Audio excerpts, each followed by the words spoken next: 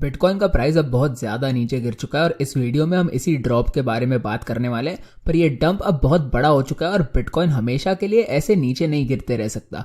मैं हमेशा ये कहता हूँ कि जब प्राइस ऊपर जा रहा होता है तब हमें करेक्शंस चाहिए होते हैं। प्राइस को या तो नीचे जाना पड़ता है या फिर साइडवेज, और उसके बाद हमारा ट्रेंड कंटिन्यू होता है।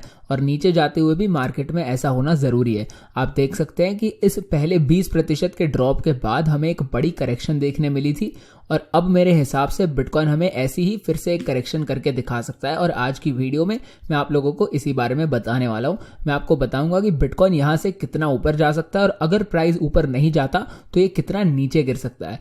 अगर आपने चैनल को सब्सक्राइब किया हुआ है तो आपको ये पता ही होगा कि 42,000 वाला लेवल बिटकॉइन के लिए बहुत ही ज़्यादा ज़रूरी था और ये इसके नीचे गिर चुका है एक बार। और मैंने आप लोगों को बताया था कि अगर प्राइस 47,000 के नीचे गिर जाता है तो ये फिर सीधा 42,000 पर पहुंच सकता है और हमें बिल्कुल ऐसा ही देखने मिला।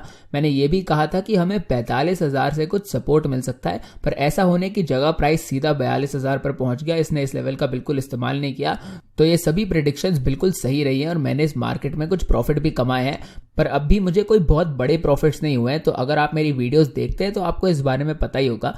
अब सबसे पहले तो मैं आप लोगों को ये दिखाना चाहता हूँ कि ये डंप कितने बड़े हैं। ये देखिए, ये पहला ड्रॉप था 18-19% का और हमारा ये कल वाला ड्रॉप भी बिल्कुल इतना ही बड़ा था। पहले बिटकॉइन ने ये पूरा डंप 8 घंटों के अंदर अंदर खत्म कर दिया था। ये कल वाला डंप इससे थोड़ा धीरे था, मतलब इससे थोड़ा ज्यादा लंबे समय के लिए चला था, पर इसका साइज बिल्कुल सेम ही था।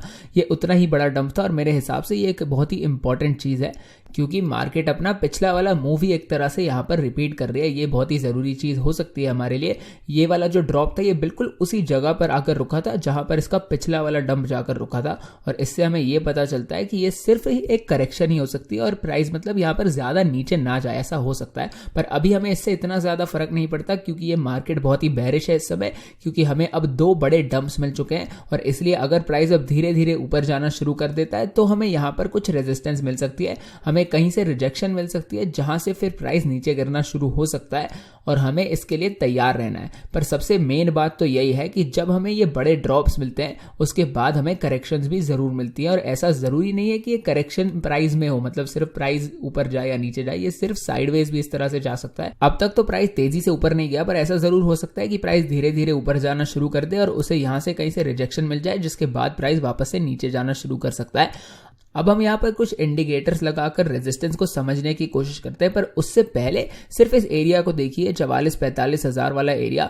बिटकॉइन के लिए बहुत ही इंपॉर्टेंट, बहुत ही जरूरी रहा है। इसे यहाँ से हाल फिलहाल में ही काफी सपोर्ट मिला है और इसलिए अगर प्राइस अब इस लेवल पर वापस लौटता है तो इसे यहाँ से कुछ रेजिस्टेंस मिल सकती है और फिर प्राइस यहाँ से रिजेक्ट होकर काफी नीचे भी जरूर गिर सकता है। ये टेक्निकल एनालिसिस का एक बहुत ही बेसिक और आसान सा कॉन्सेप्ट है जो सभी लोगों को समझ आ जाना चाहिए कि अगर एक एरिया मार्केट के लिए पहले सपोर्ट था तो जब प्राइस वहां पर वापस नीचे गिरने के बाद वहां वापस लौटेगा तो वो एरिया हमारे लिए रेजिस्टेंस में पलट सकता है। और ये एक बहुत ही कॉमन चीज है जो आपको हर एक मार्केट में बहुत बार देखने मिलती है। आपको हर एक चार्ट पर ऐसा देखने मिलेगा। ऐसा जरूरी नहीं है कि ये सिर्फ क्रिप्टो मार्केट में होता है, ये आपको बहुत ही कॉमन पैटर्न है और आपको अलग अलग मार्केट्स में, स्टॉक्स में और हर जगह आपको देखने मिलेगा। तो अब यहाँ पर बिल्कुल बेसिक टेक्निकल एनालिसिस बता रही है कि बिटकॉइन को यहाँ से रेजिस्टेंस मिल सकती है क्योंकि हमें यहाँ से पहले बड़े बाउंसेस मिले थे और ये एक बहुत ही जरूरी चीज है क्योंकि हमें हमेशा समझना होता है कि एक सपोर्ट लेवल कितना ज्यादा मजबूत है और इसे समझने का एक तरीका यह है कि आप देख सकते हैं वहां से हमें कितने बड़े बाउंसेस मिले हैं। तो इस लेवल से बिटकॉइन को अब तक 9-10% का एक बाउंस मिला था। ये काफी बढ़िया बाउंस है और इससे हमें यही पता चलता है कि इस लेवल पर बिटकॉइन के पास तगड़ा, काफी मजबूत सपोर्ट था। तब तो मार्केट के पास उस समय अच्छा सपोर्ट था, पर अब ये मार्केट बेरिश हो चुकी है। इसका मतलब यही है कि ये लेवल अब तगड़ी रेजिस्टेंस भी देगा और ये चीज मार्केट के लिए बहुत ही ज्यादा खराब हो सकती है। और अब अगर हम इंडिकेटर्स लगाएं तो ये चार्ट और भी ज्यादा खराब लगता है। ये देखिए, ये 4 घंटे वाला इचिमोकू क्लाउड बिल्कुल उसी जगह पर है जहां पर इसका रेजिस्टेंस एरिया यहाँ 45,000 के करीब। और ये बिल्कुल कोई कोइंसिडेंस नहीं है, ये लक की वजह से नहीं हो रहा है। टेक्निकल एनालिसिस बिल्कुल ऐसे ही अच्छे से काम करती है। हमें यहाँ पर अलग अलग इंडिकेटर्स अब एक ही चीज बता रहे हैं। ये देखिए, ईएमए रिबन का मोमेंटम भी अब बेरिश है और बिल्कुल उसी जगह पर है, उसी रेजिस्टेंस लेवल पर है, मतलब 45,000 के करीब। हमें अब बहुत सारे इंडिकेटर्स बेरिश दिख रहे हैं वहीं पर, उसी एरिया में। ये देखिए, ये 1 घंटे वाला ईएमए रिबन तो अभी ही बिटकॉइन को रिजेक्ट कर रहा है। ये काफी तगड़ी रेजिस्टेंस दे रहा है और शायद इससे रिजेक्ट होकर प्राइस अब काफी नीचे गिरना शुरू कर सकता है। और अब अगर हम एक दिन वाला ईएमए रिबन भी लगा कर देख ले तो ये भी अब काफी बेरिश हो चुका है, ये भी मतलब प्राइस इसके नीचे गिर चुका है काफी ज्यादा, और अब इससे भी हमें उसी एरिया पर रेजिस्टेंस मिल सकती है। अगर आपको नहीं पता कि ईएमए रिबन क्या होता है तो यूट्यूब के सर्च बार में ईएमए 4 फ्लाइज टाइप कीजिए और आपको इस इंडिकेटर पर मेरा ट्यूटोरियल मिल जाएगा जो हिंदी और अंग्रेजी दोनों में ही अवेलेबल है, तो इसे एक बार जरूर चेक कर लीजिएगा। आप मेरे चैनल पर जाके भी हिंदी वाला ट्यूटोरियल देख सकते हैं और इससे आपको ये इंडिकेटर बिल्कुल अच्छे से समझ आ जाएगा। तो अब ये एक दिन वाला ईएमए रिबन भी नीचे आता जा रहा है और उसी रेजिस्टेंस एरिया की तरफ ये गिर रहा है। तो मैं आपको यही दिखा रहा हूं कि अलग अलग टाइम फ्रेम्स पर अलग अलग इंडिकेटर्स अब हमें एक ही सेम चीज दिखा रहे हैं कि बिटकॉइन के पास यहां पर काफी तगड़ी रेजिस्टेंस है। ये VPVR इंडिकेटर भी हमें इस समय रेजिस्टेंस दिखा रहा है। इसे मैं आपको 4 घंटे वाले चार्ट पर लगाकर दिखा देता हूं। ये हमें बहुत ही तगड़ी रेजिस्टेंस दिखा रहा है इस समय। अगर प्राइस 46-47 हजार तक पहुंच जाता है किसी तरह तो इसे यहां पर काफी रेजिस्टेंस मिलेगी। ये इंडिकेटर तो हमें यही बता रहा है और इससे हमें यही पता चलता है कि ये मार्केट इस समय काफी ज्यादा कमजोर है और इसका प्राइस का आसानी से ऊपर जाना काफी मुश्किल हो सकता है। ट्रेडर्स और इन्वेस्टर्स भी इस समय इतने बड़े ड्रॉप के बाद बिटकॉइन से डरे हुए होंगे। बहुत सारे लोगों ने यहाँ इस रेंज में बिटकॉइन खरीदे होंगे या फिर इस ब्रेकआउट के बाद खरीदे होंगे, और जिन्होंने भी यहाँ पर बिटकॉइन खरीदा होगा ऑलमोस्ट सभी लोग इस समय एक प्रॉफिट में बैठे होंगे। तो अब अगर उन्हें लगेगा कि बिटकॉइन एक बहुत ही खराब हालत में है और प्राइस और भी नीचे गिर सकता है तो उनके दिमाग में तो यही आएगा कि जब तक वो एक प्रॉफिट में है प्राइस के और ज्यादा नीचे गिरने से पहले ही उन्हें मार्केट में प्रॉफिट निकाल के बाहर निकल जाना चाहिए। और अगर आप एक समझदार ट्रेडर है तो आप रेजिस्टेंस पर ही बिटकॉइन बेचने की सोचेंगे, और इसका यह मतलब नहीं होता कि आप मार्केट में बेरिश हो गए। अगर मैं यहाँ 45,000 पर अपने बिटकॉइन बेचता हूं तो इसका मतलब ये नहीं कि मैं बेरिश हूं, मैं यहाँ पर सिर्फ अपने प्रॉफिट्स बाहर निकाल रहा हूं। और एक और जरूरी बात यह है कि मार्केट में लोग अब इतने ज्यादा बुलिश भी नहीं है और इसलिए हमें यहाँ पर ज्यादा बायर्स भी नहीं दिखेंगे। और जब मार्केट में बायर्स नहीं होते हैं और लोग बिटकॉइन बेचकर अपने प्रॉफिट्स लेके मार्केट से निकल रहे होते हैं तो इसका प्राइस फिर नीचे ही गिरेगा, और इसलिए मेरे हिसाब से हमें यहाँ से एक रिजेक्शन मिल सकती है और ये बिटकॉइन के लिए बहुत ही खराब होगा और इसका प्राइस फिर यहाँ से रिजेक्ट होकर काफी ज्यादा नीचे गिर सकता है। और अगर बिटकॉइन ने ये 45,000 वाला रेजिस्टेंस एरिया तोड़ भी दिया तो भी इसके सामने यहाँ 47,000 पर और भी ज्यादा रेजिस्टेंस है। ये भी एक काफी इंपॉर्टेंट लेवल है तोड़ने के लिए, पर ये सबसे ज्यादा जरूरी एरिया नहीं है। यहाँ पर इस चार्ट पर हमारे पास इसके अलावा और 2 और भी ज्यादा इंपॉर्टेंट एरियाज है जो हाईज बनाए हुए हैं 49,000 और 53,000 डॉलर्स पर। सबसे पहले मेरे हिसाब से 53,000 सबसे इंपॉर्टेंट लेवल था, पर प्राइस ने उसके बाद एक और नया लोअर हाई बना दिया है और अब मेरे हिसाब से सबसे पहले ये 49,000 वाले लेवल तोड़ना सबसे ज्यादा जरूरी है, क्योंकि बिटकॉइन 4 दिनों पहले ही यहाँ पर टॉप आउट होने के बाद नीचे गिरा था। तो ये लेवल बहुत ही इंपॉर्टेंट है, पर ये अपने करंट प्राइस से तो अभी काफी दूर है, तो इसके बारे में सोचने का कोई मतलब नहीं है। बिटकॉइन को इस लेवल को छूने के लिए अपने अभी वाले प्राइस से और 15% ऊपर जाना पड़ेगा, और आप इसे इस लो से अगर मेजर करेंगे तो इसे 23% से ऊपर जाना है। और इसे अब अगर आप अपनी पिछली रैली से कंपेयर करें तो ये तो सिर्फ एक 13% का ही मूव था।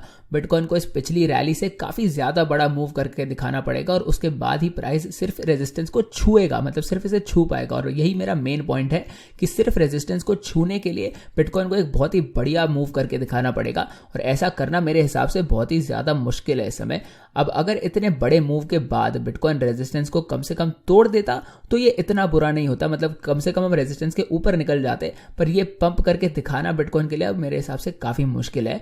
पर यहां पर अब अच्छी बात यह है कि अगर बिटकॉइन यहां से ऊपर चले जाता है तो सभी इंडिकेटर्स भी पलट के फिर से बुलिश हो जाएंगे और प्राइस के नीचे हमारे पास सपोर्ट होगा। जब भी प्राइस रेजिस्टेंस एरियाज के ऊपर निकलता है तो वो सपोर्ट में ही पलट जाते हैं। और एक और चीज जो मैं आप लोगों को इस चैनल पर काफी समय से बताते आ रहा हूं, अगर आपने चैनल को सब्सक्राइब किया हुआ है तो आपको इस बारे में पता ही होगा कि 42,000 और 50,000 के बीच वाली जो पूरी रेंज है ये इसमें हमें ज्यादा प्राइस एक्शन नहीं देखने मिलता।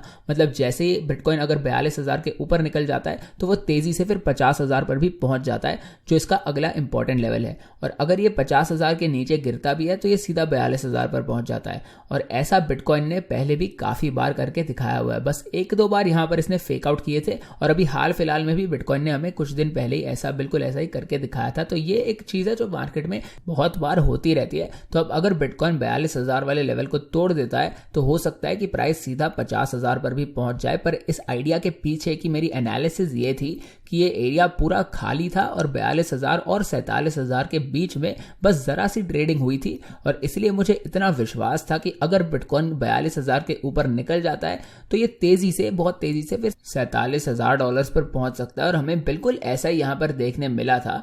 पर इस बार यहाँ पर दिक्कत ये थी कि बिटकॉइन इस रेंज में काफी देर के लिए ट्रेड कर रहा था और इसका यही मतलब है कि अब इस रेंज में जब बिटकॉइन वापस से लौटेगा तो इसे यहाँ पर फिर दिक्कत हो सकती है, इसे यहाँ पर रेजिस्टेंस मिल सकती है, क्योंकि इस एरिया में पहले बिटकॉइन ने काफ़ी देर के लिए अब ट्रेड कर लिया है और यहाँ से रिजेक्ट होके प्राइस नीचे भी काफ़ी नीचे गिर सकता है। और इसलिए अब इसकी कोई गारंटी नहीं रही कि प्राइस एक झटके में 42,000 से 47,000 पर पहुंच जाएगा। अब यहाँ पर थोड़ा जूम इन करके इस डंप के बारे में भी बात कर लेते हैं। तो ये डंप बहुत ही तेज था और ये बिल्कुल भी रुका नहीं था, पर अब हमें यहाँ पर थोड़ा सा सपोर्ट मिलना शुरू हुआ है और प्राइस धीरे धीरे थोड़ा ऊपर जा रहा है, जो एक रिकवरी का अच्छा साइन है।